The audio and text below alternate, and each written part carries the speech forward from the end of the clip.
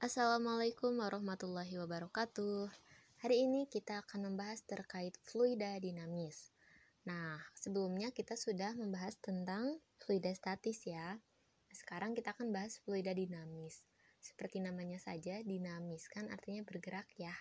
Berarti fluida dinamis ini membahas tentang fluida dalam keadaan bergerak. Nah, contohnya di sini ada gambar, ini selang air dan ini airnya.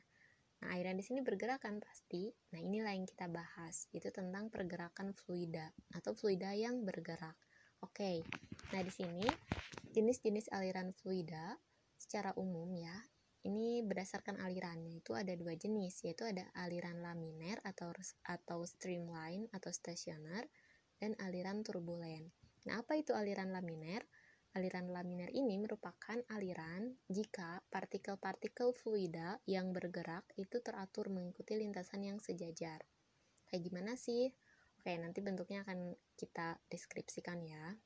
Sedangkan untuk aliran turbulen, dia ini partikel-partikel fluidanya bergerak sembarang di sepanjang pipa ya, artinya tidak sejajar gitu. Nah, seperti ini pemodelan untuk aliran laminer.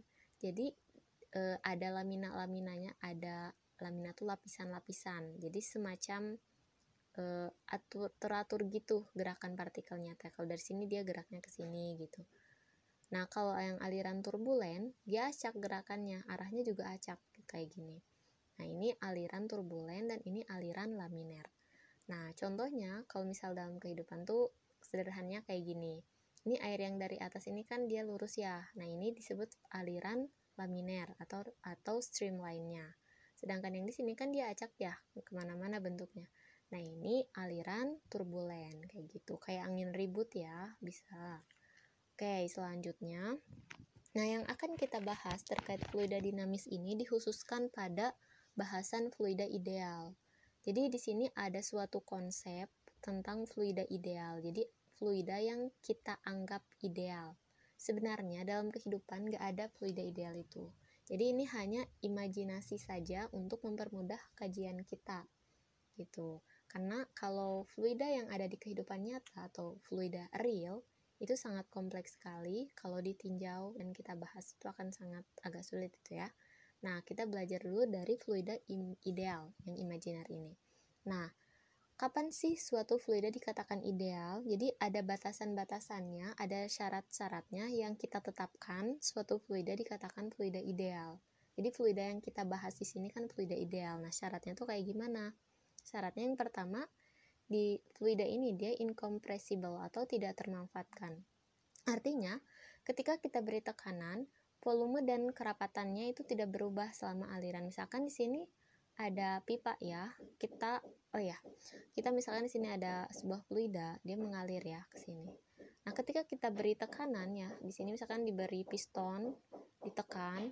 Nah, volume fluida di sini tuh dia tidak berubah dan kerapatannya atau massa jenisnya atau densitasnya juga sama, dia tidak berubah gitu. Nah, padahal dalam kenyataannya untuk gas ya, misalkan untuk gas itu kalau dia ditekan tentu saja volumenya akan berubah gitu. Nah, gas kan salah satu jenis fluida ya. Nah, sementara untuk air ketika ditekan dia akan mengalami perubahan sedikit ya. Jadi air itu sering dianggap sebagai incompressible ya. Jadi yang mendekati fluida ideal itu air. Selanjutnya yang kedua, alirannya itu tunak atau steady state atau stabil ya. Artinya jumlah cairan yang mengalir per detik adalah konstan di suatu titik ya. Misalkan kayak gini. Nah, kita ambil garis ini, misalkan di garis ini. Di sini tuh ada partikelnya ya, partikel fluidanya. Misalkan partikel air ya di sini. Nah, kecepatannya itu konstan. Jumlah cairan yang mengalirnya juga konstan. Jadi tiap detik yang daerah sini tuh segini aja gitu, sama jumlahnya itu. Nah, selanjutnya non-viscous atau tanpa gesekan atau tidak kental ya fluidanya itu. Fluida yang kita bahas ini fluida yang tidak kental. Kalau yang kental atau yang viscous itu contohnya minyak. Nah, itu minyak kental kan ya kalau dituangkan. Kalau air kan dia mengalir ya, encer. Nah, yang encer itu dikatakan non-viscous atau tanpa gesekan. Nah, kenapa kita mengasumsikan fluida ideal supaya bahasanya kan lebih sederhana, sehingga kalau misal kita membahas fluida yang kental atau yang viskos, di sana ada gesekan-gesekan, sehingga harus meninjau juga energi-energi yang hilang antara partikelnya. Kalau di sini karena tanpa gesekan ya, non viskos artinya encer, tidak ada energi yang hilang, jadi lebih sederhana pokok bahasannya. Selanjutnya yang keempat, ini jenis alirannya laminer atau stasioner atau streamline, seperti yang sudah dibahas sebelumnya. Kayak gitu, alirannya tuh lurus gitu ya. Selanjutnya, ini ada satu besaran yang harus kita pahami di dalam fluida dinamis ini, yaitu adalah sebuah kata debit. Apa itu debit? Nah, untuk memahami debit, coba kita bayangkan, misalkan di sini ada bak mandi ya, misalkan kita mau mandi, lalu di sini ada kerannya.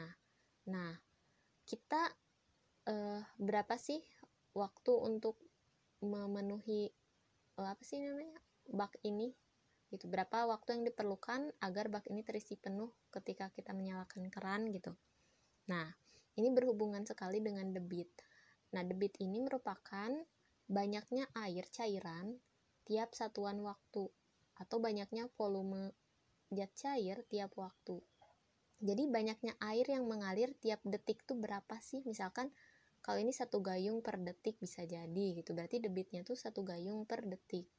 Atau misalkan satu gelas ya, 1 gelas tuh sekitar 250 ml. Tiap detik tuh yang keluar dari keran ini 250 ml. Berarti debitnya itu 250 ml per detik. Gitu ya. Jadi debit ini banyaknya zat cair atau banyaknya ini kan berarti isi ya. Isi itu volume. Berarti volume dibagi waktu. Ya kan? Banyaknya zat cair tiap waktu gitu. Nah, karena kita tahu bahwa volume ini merupakan perkalian dari luas dikali tingginya kan. Misalkan di sini ada kubus ya. Nah, di sini ada kubus. Untuk volume kan berarti luas alas. Nah, ya kan alasnya tuh yang ini dikali tingginya. Tingginya tuh yang ini. Nah, tingginya ini misalkan kita X ya.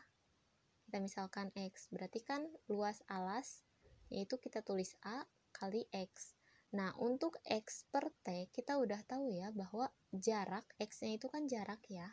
Panjang atau jarak sama saja di sini X per T. Nah, di sini kan X per T itu jarak persatuan waktu. Ada yang ingat nggak? Ini besaran apa kira-kira? Banyaknya jarak yang ditempuh tiap satuan waktu. Ini namanya kan kecepatan ya, atau V kecil di sini. Nah, sehingga debit ini dapat dirumuskan sebagai volume persatuan waktu atau perkalian antara luas dan kecepatan. Oke, ini konsep penting yang harus kita pahami ya, karena ini akan nyambung ke bahasan selanjutnya tentang asas kontinuitas. Oke, cukup sekian video kali ini. Jika ada yang bertanya, jika ada yang kurang jelas boleh ditanyakan. Kurang lebihnya mohon maaf. Wassalamualaikum warahmatullahi wabarakatuh.